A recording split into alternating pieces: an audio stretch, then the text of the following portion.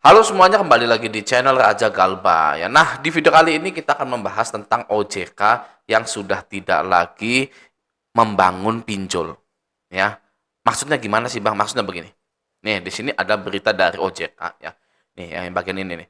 Komitmen OJK membangun perbankan sehat, transparan dan adaptif ya. Komitmen OJK yang ingin membangun perbankan sehat, transparan dan adaptif. Berarti perbankan sekarang tidak sehat, tidak transparan dan tidak adaptif. Kan seperti itu ya. Makanya harus dibangun gitu. Oke, nggak apa-apa, nggak masalah, silakan saja. Ya itu kan urusan OJK gitu ya. Tapi nah, ya kan ada tapinya ya. Kenapa OJK tidak berkomitmen untuk membangun pinjol yang sehat, transparan dan adaptif? Jadi ya kan kita ini sebagai manusia itu kan punya pemikiran negatif, ada pikiran positif gitu kan ya. Katanya kita itu lebih mudah ke pikiran negatif katanya, sayangnya itu ya. Nah, jadi begini ya, ketika kita mendengar OJK berkomitmen ingin membangun perbankan sehat, transparan dan adaptif tapi tidak dengan pinjol, maka ada dua. Yang pertama yang negatif ya. Yang negatifnya ini adalah pinjol itu adalah bisnis cuci uang ya, bisnis untuk mencuci uang, untuk judol, untuk lain-lain. Wih, ya kan? Itu bukan fitnah loh ya, bukan fitnah, itu pikiran negatif manusia.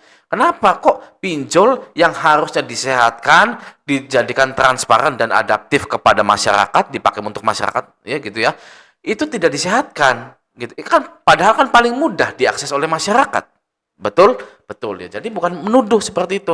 Kalau misalkan banyak yang bilang, dan saya pasti percaya banyak yang beranggapan bahwa pinjol itu tempat cuci uang, tempat untuk judol dan lain-lain. Nah itu satu, kemungkinan bisa salah, sangat besar, sangat bisa. Ya, jangan dipercaya. Atau mungkin Anda punya alasan lain, silahkan tulis di kolom komentar. Negatifnya seperti itu. Ya, banyak lagi negatif-negatif lainnya. Nah, kita sekarang beralih ke sisi positifnya, guys. Ya, sisi positifnya adalah OJK tidak mau lagi membangun pinjol. Ya, kenapa? Karena pinjol bukan bank. Pinjol tidak setara dengan bank. Ya, pinjol ini bukan anak emas. Ya, pinjol ini tidak bisa dipertahankan. Pinjol ini rentan bangkrut. Ya, tapi kalau bank, apalagi bank BUMN, ya itu mungkin bisa dijadikan untuk tabungan masyarakat dan lain-lain. Nah, tapi kalau pinjol yang fokusnya ke kredit, ya kredit konsumtif terutama gitu ya. Nah, itu mungkin rentan bangkrut, rentan penipuan, rentan pemalsuan, rentan yang lain-lainnya.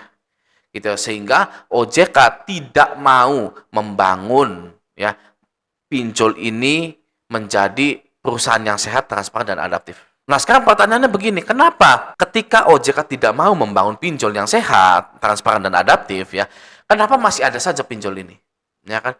Ya, mungkin karena sudah terlanjur ada, gitu ya. Loh, kalau sudah terlanjur ada, ya kenapa nggak ditutup saja? Apa susahnya sih nutup pinjol? Ya kan? Nah, ya kan mungkin, ya kan. Kalau pinjol ditutup, waduh, ya kan nanti banyak pengangguran misalkan gitu ya. Nah, itu harusnya tugas pemerintah tuh mengalokasikan karyawan yang ada di fintech dimasukkan ke OJK dulu gitu kan.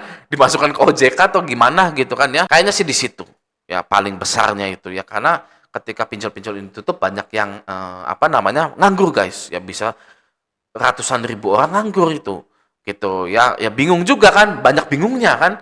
Gitu kan. Kita sih pengennya dihapus ya, bahkan DC pinjol aja pengen pinjolnya dihapus ya kan? Bahkan karyawan pinjolnya ini kapan nih? Pinjol-pinjol ini bangkrut, ini tutup ini. Mereka itu seperti itu, guys. Ayo, siapa yang karyawan pinjol yang nonton ini? Ya, saya jamin ya di dalam hati Anda itu ini kapan bangkrutnya nih perusahaan pinjol ini? Gitu kan ya? Perusahaan pinjol saya ini yang saya bekerja di situ. Karena sudah kadung ada pinjol ini di Indonesia, ya jadi memberatkan untuk ditutup. Harusnya dipikirkan gitu ya. Indonesia itu kan insya Allah kaya, gitu ya, kaya raya gitu kan ya. Nah, bagi karyawan-karyawan fintech ya kan yang kena pemutusan hubungan kerja karena ditutup oleh pemerintah, silahkan melamar di sini bagian ini. Apakah bisa seperti itu? Bisa kayaknya.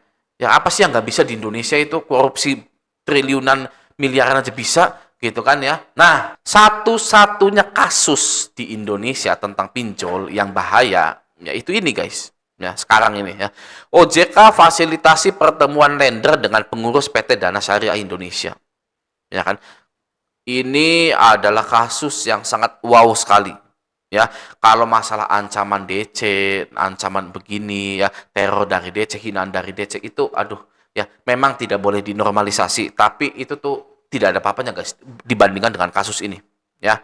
Jadi lender atau investor ini duitnya hilang semua guys. Ya, duitnya hilang semua karena PT Dana Syariah Indonesia ini bangkrut, gulung tikar gitu ya. Dan para lender-lender ini meminta uangnya kembali. Nah, sekarang pertanyaannya begini. Wah, Bang, itu kan ada di Galbay, Bang. Ya kan? Sekarang pertanyaannya begini, ya kan? Anda pernah nggak pinjam di PT Dana Syariah Indonesia? Nggak pernah ya?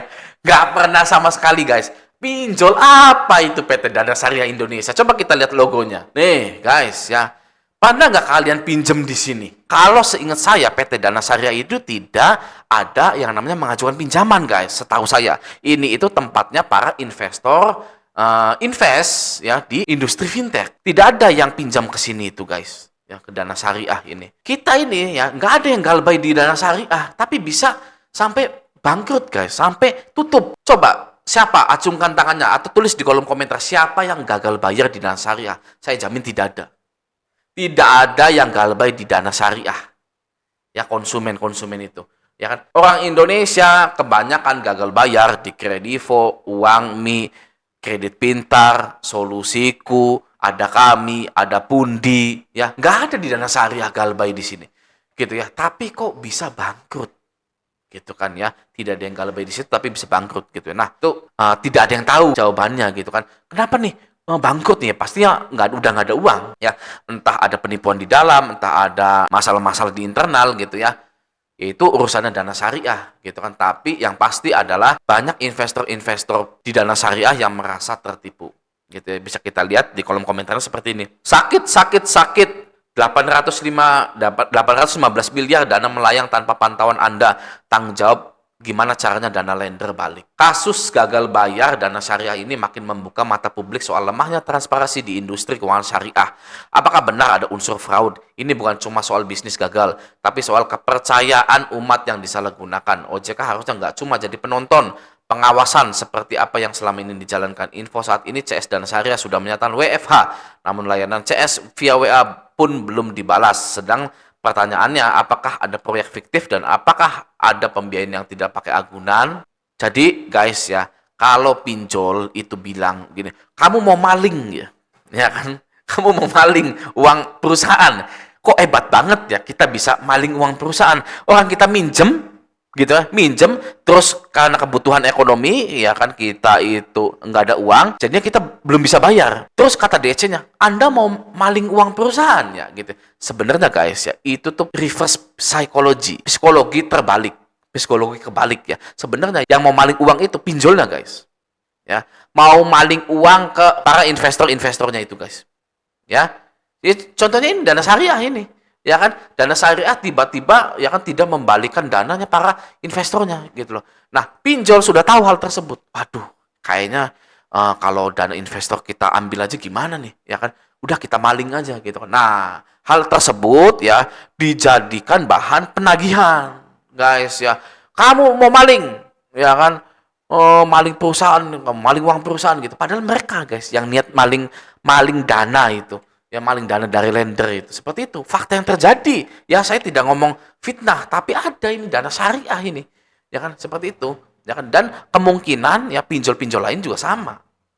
Ya kan? Jadi apa yang ditujukan kepada konsumen ya yang belum bisa bayar itu adalah cerminan dari pinjolnya sendiri, guys.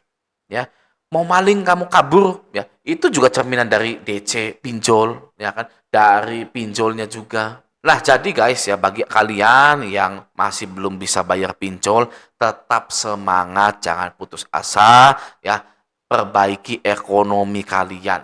Oke, tetap perbaiki ekonomi kalian. Fokus fokus utamanya itu guys, perbaiki ekonomi kalian ya. Yuk, yang makannya masih ngebon-ngebon ya, diusahakan jangan ngebon ya kan, bisa punya uang sendiri. Habis itu kalau bisa ditabung uangnya, cari uang yang banyak ya, ngelamar-ngelamar kerja gitu kan ya, sampai semuanya baik gitu. Ya saya doakan ya kalian itu ya agar rezekinya itu terbuka. Siapa sih yang rezekinya nggak mau terbuka? Ya siapa sih yang mau pinjol-pinjol terus? Siapa yang mau minjol-minjol terus? Nggak ada guys yang mau minjol-minjol terus. Ya, yang mau berkutat dengan pinjol-pinjol.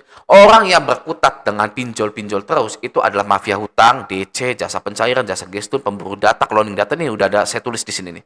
Ya. Kalau kita ya orang-orang biasa seperti ini, siapa sih yang mau terus-terusan dengan pinjol? Tidak ada yang mau. Ya kan? Maka dari itu perbaikilah ekonomi kita. Ya, saya doakan semoga pintu rezeki kalian terbuka sangat lebar sekali. Oke, nah semoga video ini bermanfaat. Sampai jumpa di video selanjutnya.